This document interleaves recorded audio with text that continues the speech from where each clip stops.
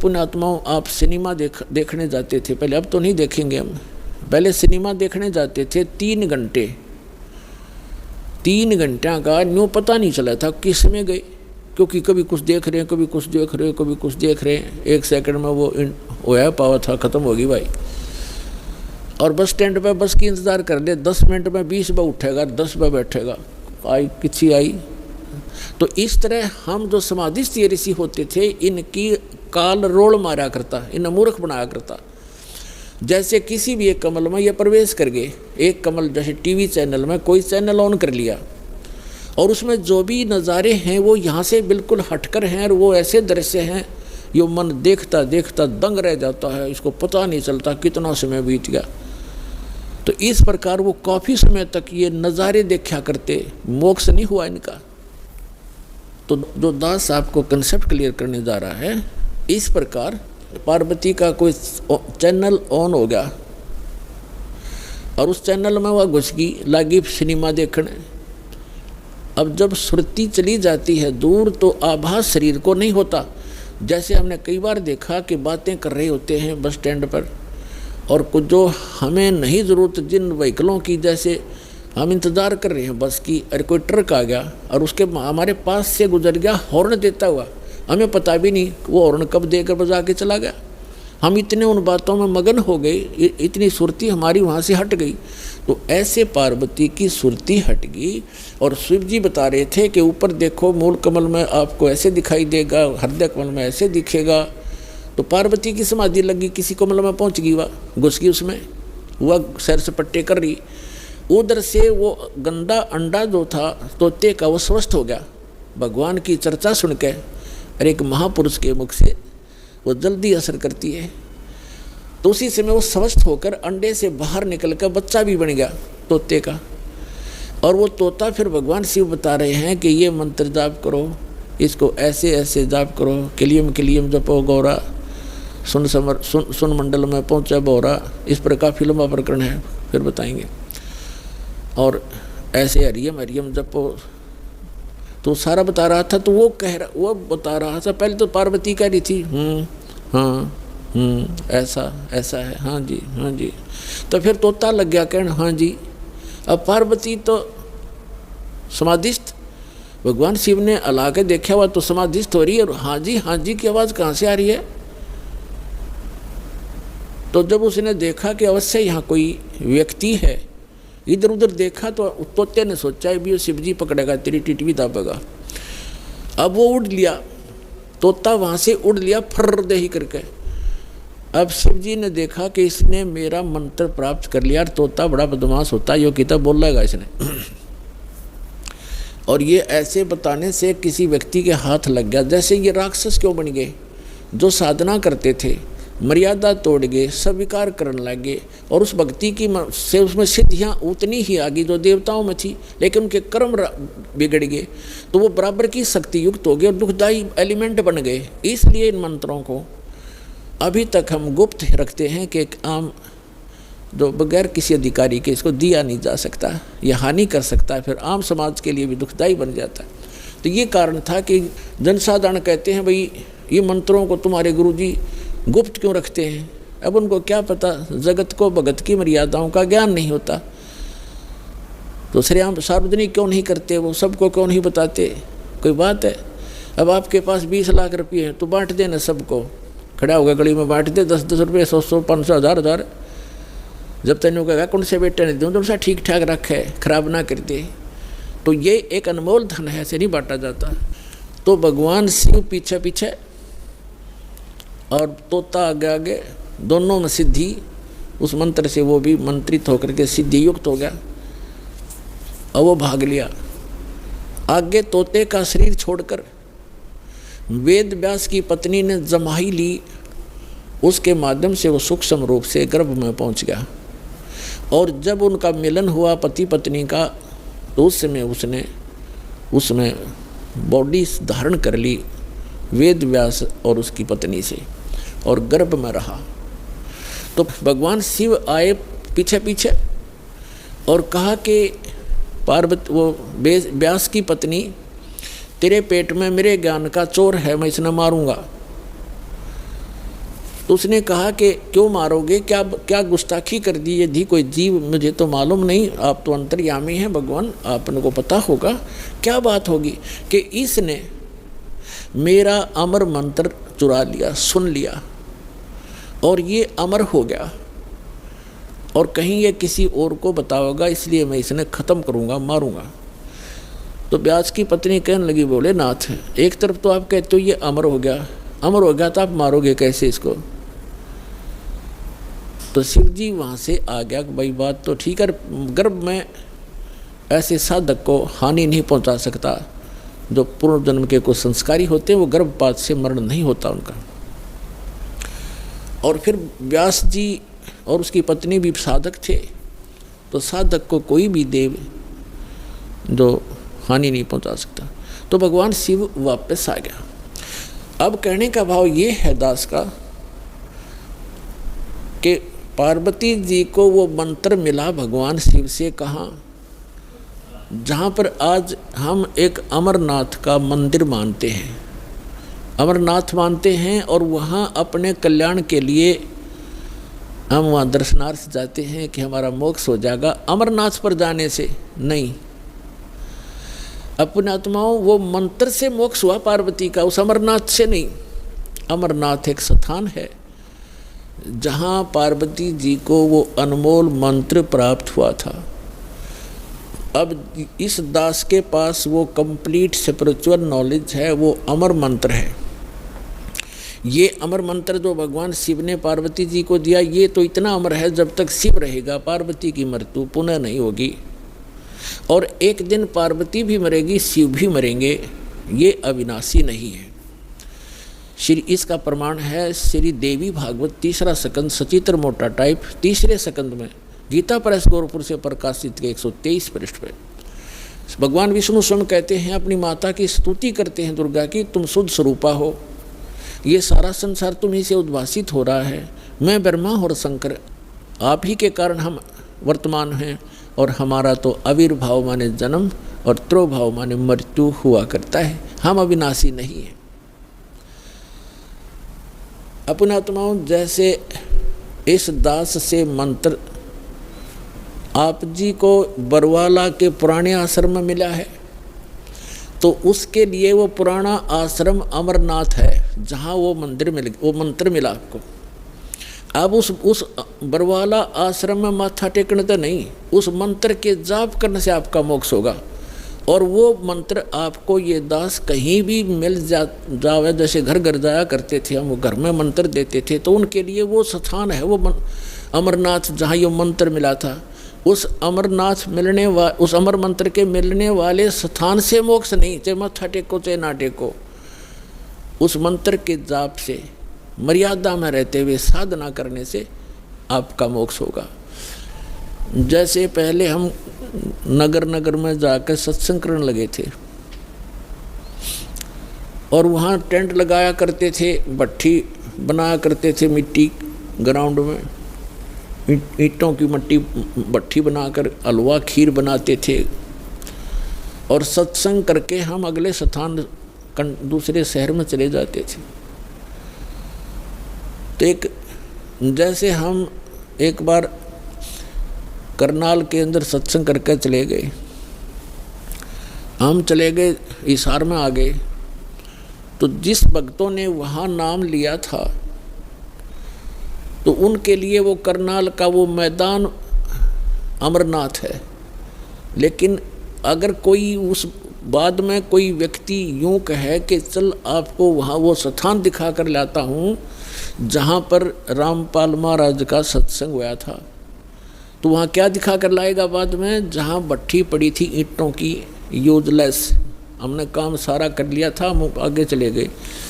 अब उन भट्टियों को देखने से, जैसे हम वहाँ ये सत्संग जहाँ हो रहा हो और ये दास जहाँ उपलब्ध हो, तो वहाँ भक्त हों, वहाँ पर खीर भी मिलेगी, हलवा भी मिलेगा, और ये अनमोल ज्ञान भी सुनने को प्राप्त होगा।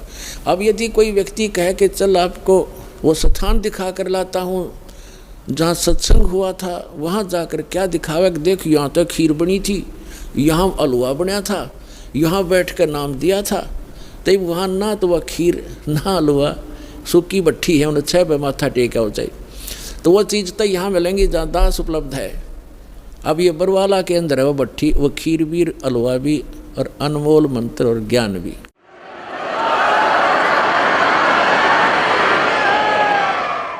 इस प्रकार जितने भी हमारे ये तीर्थ हैं, ये पवित्र यादगारें तो हैं कि यहाँ ऐसी घटनाएं घटी थी, ये केवल यादगार हैं। लेकिन वहाँ जाने से जीव को पाप के अतिरिक्त कुछ नहीं मिलेगा। एक समय जैसे परमात्मा की लीला में लिखा हुआ है कि वो सतलोक से चलकर आते हैं, वो 3 प्रकार की स्थिति से हमारा धारण पोषण करते हैं, 3 प्रकार के शरीर से। एक शरीर से तो सतलोक में स्थायी रहते हैं, उनके एक रोमकूप में करोड़ सूर्य करोड़ चंद्रमा मिला दे इतनी रोशनी होती है। और दूसरा वो करते हैं लीला, जैसे प्रत्येक युग में एक शिशु रूप धारण करके एक लीला करते हैं, उनको निसंतान दंपति उठा ले जाते हैं, धीरे धीरे बड़े होते हैं, और जो वो क्रियाएं कर रहे होते हैं माता पिता, वही क्रिया करते हुए एक जनसाधारण जैसा जीवन जीकर वो परम पिता दिखाते हैं। ऐसी लीला किया करते हैं। और दूसरी प्रकार की स्थिति में वो कभी भी कहीं पर भी आकर के साधु रूप में प्रकट हो जाते हैं, अच्छी आत्माओं को मिलते हैं, उनको ज्ञान देते हैं, उनको अपने से परिचित कराते हैं, जो भटक रही होती है उनकी प्यारी आत्मा। ऐसे ही एक धर्मदास नाम के महापुरुष वैश्य थे, बनिए थे, और वैष्णु साधु से दीक्षित थे, विष्णु जी के पुजारी थे, विष्णु जी को इष्ट मानते थे, साथ में शंकर भगवान की भी पूजा करते थे। जैसे भी हमारे धर्म गुरुओं ने हमारे को जो ज्ञान दे रखा है, हम वैसे ही वो लगा हुआ था। और रूपदास नाम के एक वैष्णव संत से दीक्षित थे। अब उस रूपदास जी ने जैसा भी उस प्यारी आत्मा को गाइड किया, वो उसी तरह समर्पित था। उसने बता रखा था रूपदास जी ने कि 68 तीर्थ करने चाहिए, अमरनाथ 4 धामों को भी अवश्य वहाँ जाना चाहिए, एकादशी का व्रत करो, हरे राम हरे कृष्ण और भोलेनाथ शंकर भगवान का इसका जाप करो, ओम नमः शिवाय आदि। तो ये मंत्र जाप करता था। और तीर्थ भ्रमण के लिए वो चले वहाँ से।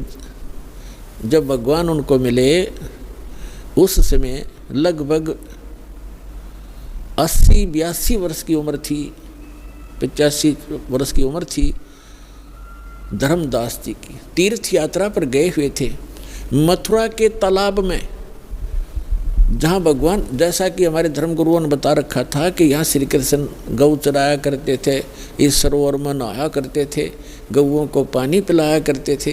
तो उस श्रद्धा से सभी वहाँ उस तीर्थ पर जाते हैं और फिर गिरिराज के चक्कर लगाते हैं।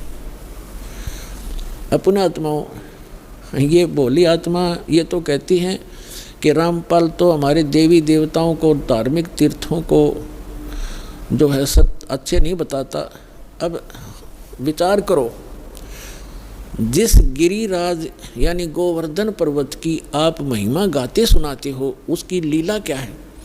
जैसे धर्मदास जी को परमात्मा मिले, फिर उनसे पूछा कि आप, ये लंबी वार्ता है, समय थोड़ा है, लेकिन आज जो दास बताना चाहता है कि तीर्थों पर और इन ऐसे यादगार स्थानों पर जाने से जीव का मोक्ष नहीं, और केवल पाप ही होते हैं, पुण्य नहीं।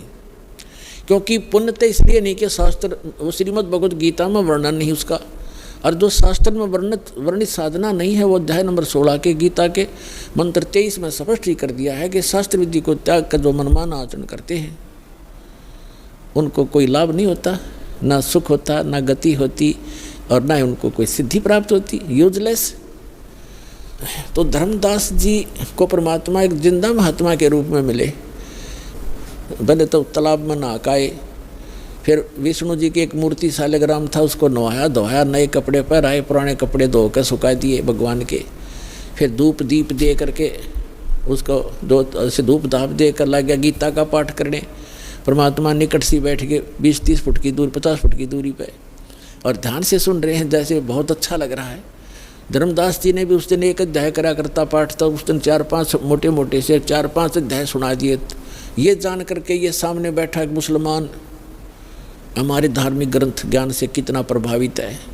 जब सारा कुछ सुना लिया, जब भगवान निकट आकर बैठ गए और कहा, हे महात्मा जी, मैं भटकी हुई आत्मा हूँ।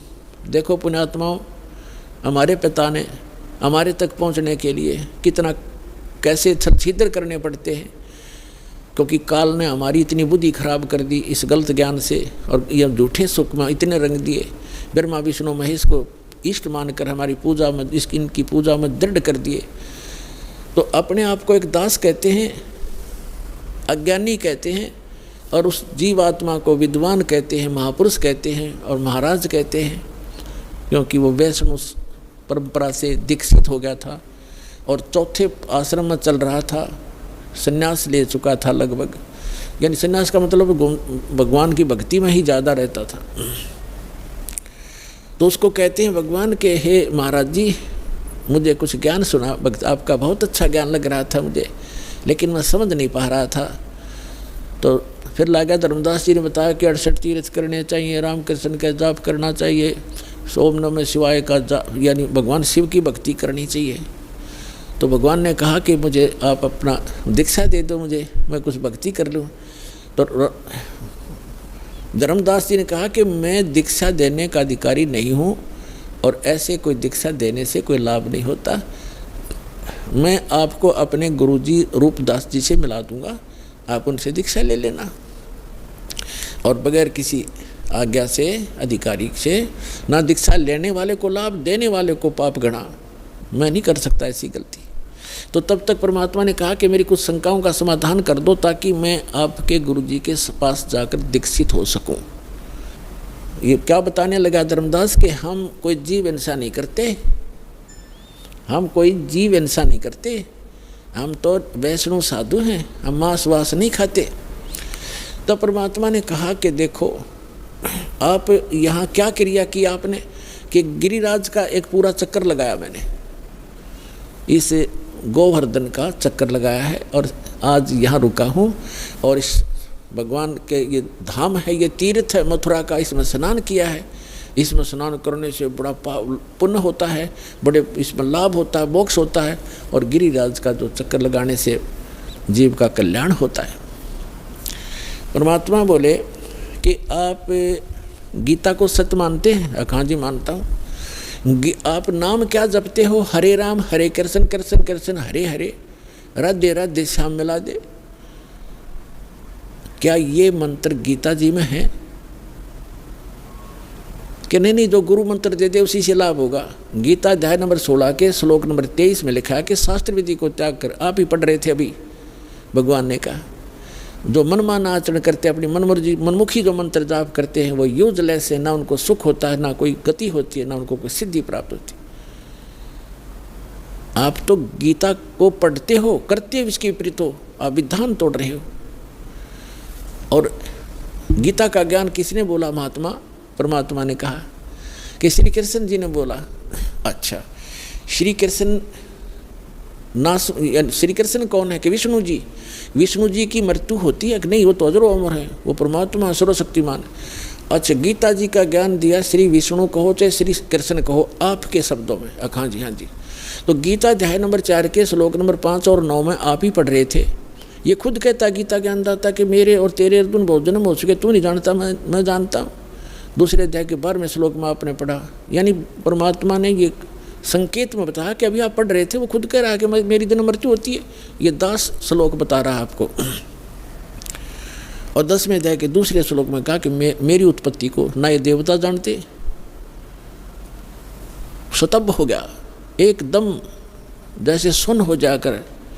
और आप कहते ये अजरोमर है। और ये खुद कहता 18वें अध्याय के 62वें श्लोक में कि यदि तूने पूर्ण मोक्ष चाहिए तो उस परमेश्वर की शरण में जा, उसकी कृपा से तो परम शांति को और सनातन परम धाम को प्राप्त होगा। वो परमात्मा कौन है? उसके बारे में बताओ मुझे, तब मैं दीक्षा लूँ तुम्हारे से। तो नाराज हो गया भगवान, नाराज हो गया कौन? धर्मदास। कि तो आप तो हमारी देवी देवताओं को हे बताते हो, आप तो मुसलमान हो इसलिए। परमात्मा बोले मैं नहीं बताता, आप ये बताइए मुझे कि ये गिरिराज की आपने परिक्रमा की, ये कथा सुना दे मुझे। धर्मदास जी ने सुनाया ने, एक बार ना यहाँ देवी देवताओं की पूजा होया करती थी और भगवान कृष्ण ने यह कहा कि इन देवी देवताओं की पूजा बंद करो, इंद्र की पूजा भी बंद कर दो, केवल एक परमात्मा की भक्ति करो।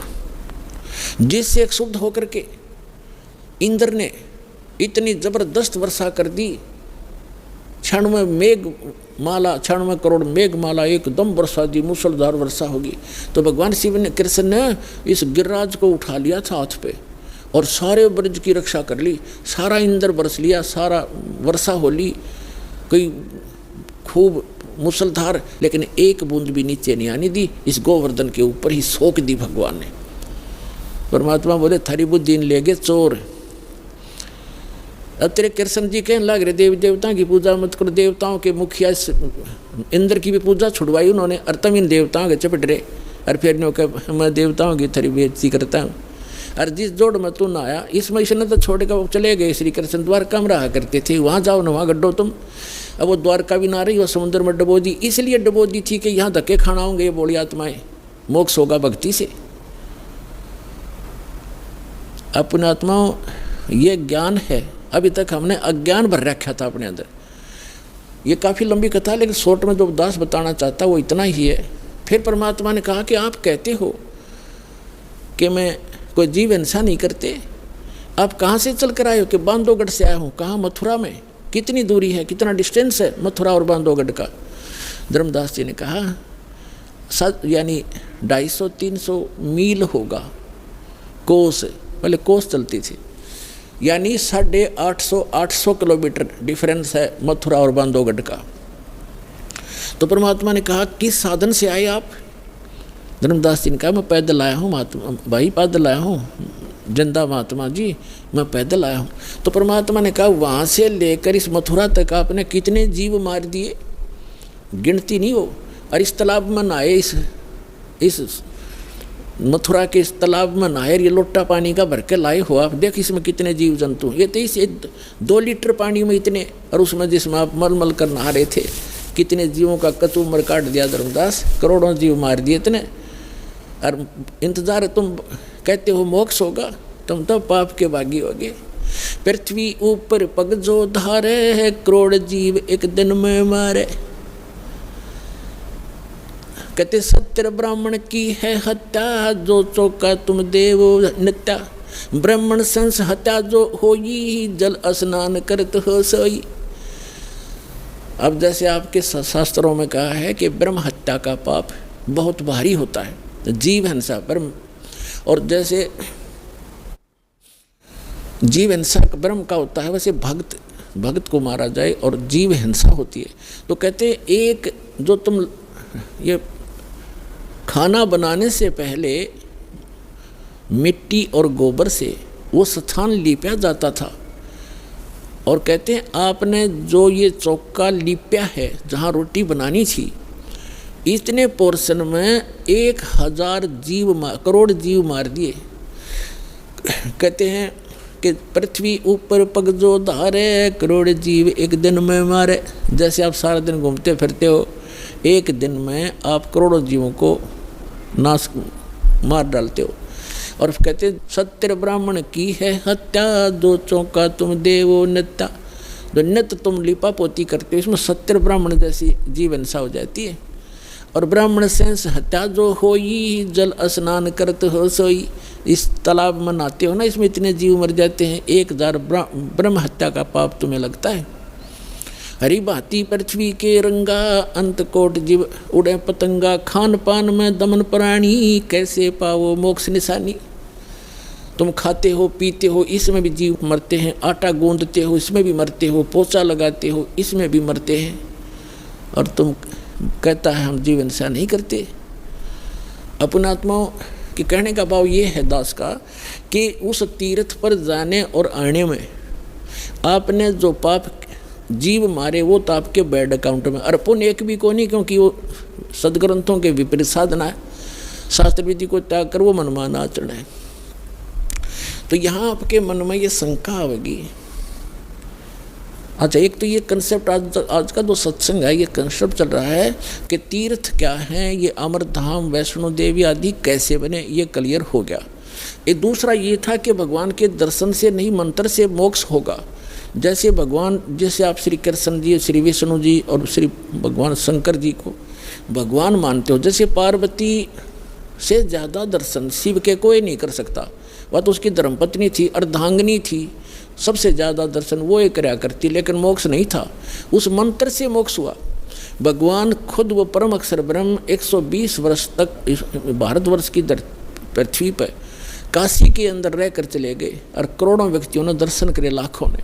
मोक्ष नहीं हुआ क्योंकि उनको वो मंत्र प्राप्त नहीं हुआ, उस योग्य वो हुए नहीं कि जिससे वो मंत्र प्राप्त कर लेते, जिससे मोक्ष होना था। तो वो मंत्र और वो समय अब आ गया पुण्यात्माओं।